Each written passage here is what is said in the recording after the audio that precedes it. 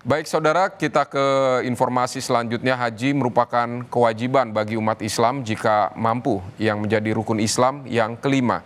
Ada 6 rukun yang harus dilaksanakan, mulai dari niat ikhram, wukuf dan arafah, tawaf ifadah, sa'i, tahallul dan tertib. Dan puncak haji dilaksanakan mulai dari tanggal 9 sampai 13 Zulhijjah tiap tahunnya. Nah, bagaimana jalannya rangkaian ibadah haji? Berikut puncak ibadah haji dari tim Jalan-Jalan Kompas TV. Guys, selama rangkaian ibadah puncak haji ini, kita harus menyiapkan fisik serta keperluan secukupnya ya. Oki dan jemaah dari Mekatur sedang bersiap bertolak ke Arafah untuk melakukan wukuf. Let's go! Sudah sampai di maktab 111, saya tidurnya di sini untuk bermalam. Dan wukuf ya, wukuf ini adalah salah satu rukun haji. Jadi yang pertama itu niat pakai ihram. Yang kedua inilah sekarang, bismillah, saya melakukan wukuf di Arafah. Setelah itu, insya Allah nanti bakalan tawaf ifadah, yang dimana setelah itu sya'i, tahallul, dan tertib.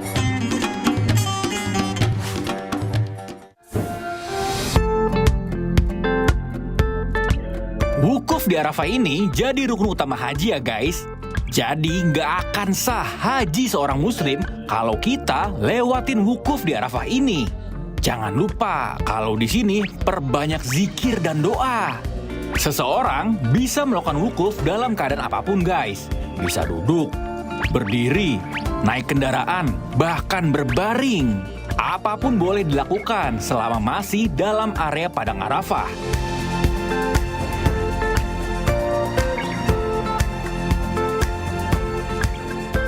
Selesai melakukan wukuf, kita bergeser ke Musdalifah.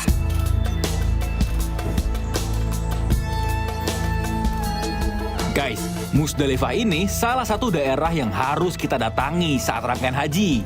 Jadi pantas aja ya, saat ini kondisi jalanan padat merayap.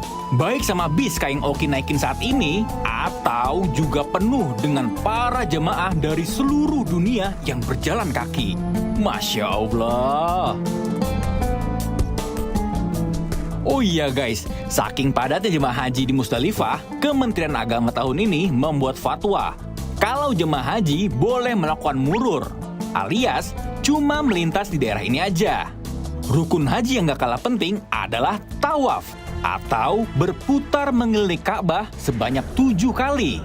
Putaran tawaf harus dimulai dari sudut yang sejajar dengan Hajar Aswad ya guys. Rukun haji berikutnya adalah sa'i, perjalanan bolak-balik dari Bukit Safa ke Marwah. Proses ini melambangkan perjuangan Siti Hajar, ibunda Nabi Ismail saat mencari air untuk putranya yang kehausan. Total 7 kali perjalanan sa'i ini mencapai 3 km guys. Lumayan ya, kondisi kamu harus benar-benar fit nih. Selesai sa'i, harus tahallul atau potong sedikit rambut ya guys. Proses ini menandakan kalau kita sudah selesai sa'i. Dari Ibnu Umar radhiyallahu anhuma, Rasulullah Shallallahu alaihi wasallam berdoa, "Ya Allah, rahmatilah orang-orang yang mencukur rambutnya." Mereka bertanya, "Orang-orang memendekkan rambutnya, wahai Rasulullah." Beliau berdoa untuk yang ketiga, "Dan orang-orang yang memendekkan rambutnya." Hadis riwayat Bukhari nomor 1727 dan Muslim nomor 1301. Berikutnya yang harus kita lakukan adalah melempar jumroh. Sejarah lempar jumroh itu bermula dari kisah Nabi Ibrahim alaihissalam dan putranya Ismail alaihissalam. Allah Subhanahu wa Ta'ala memerintahkan Nabi Ibrahim alaihissalam untuk menyembelih putranya sebagai ujian atas keimanan dan ketaatannya. Nabi Ibrahim pun bersedia untuk melaksanakan perintah tersebut dengan penuh kesabaran dan keteguhan hati. Namun, dalam perjalanan menuju tempat penyembelihan, Nabi Ibrahim dihalang-halangi oleh iblis yang berusaha menggoda agar tidak menaati perintah Allah Subhanahu wa Ta'ala. Iblis muncul sebanyak 3 kali di 3 tempat berbeda, yaitu Al-Ula, Al-Wutsa, dan Al-Qobah. Setiap kali iblis muncul, Nabi Ibrahim alaihissalam melemparinya dengan 7 batu kerikil untuk mengusirnya. Lempar jumroh merupakan simbol dari penolakan terhadap godaan iblis dan hawa nafsu, ketaatan, serta rasa syukur kepada Allah Subhanahu wa Ta'ala. Subhanallah.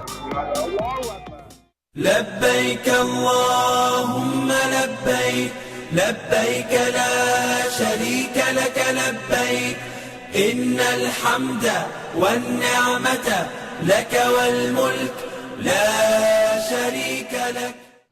5